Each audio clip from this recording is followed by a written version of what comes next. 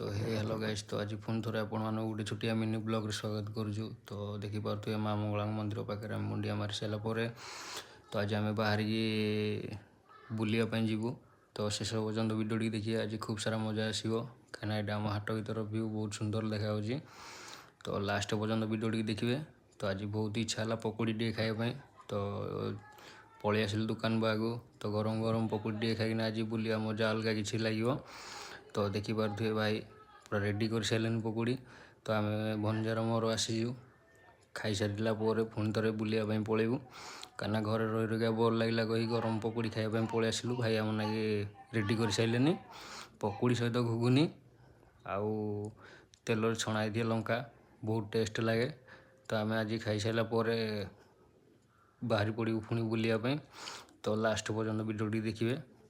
तो खाई सारा पुणी थे बाहरी पड़ू।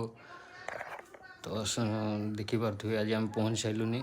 तो शेष पर्यटन वीडियो टी देखूँ कहीं आज बहुत सारा खुशी लगुच कहीं नरसिंहपुर एमती कि गोटे नुआ जिनस बनाई कहीं देखला बहुत खुशी लगुच। आपण मानू कौन कहि।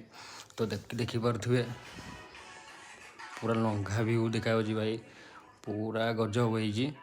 तो आज आम बुलला बहुत सारा खुशी लगुच भाई। इमिदी राति व्यू आसूसी देखिपे पचर जोटा राति व्यू आसूसी पूरा भयानक आसूसी मन भर खुशी गोटे आसूसी। यहाँ आम बुली सारापर मार्केट भर को पलि आसिलु। मार्केट भर बुलला बहुत खुशी लगला कहीं देखिपे केते गहली अच्छा।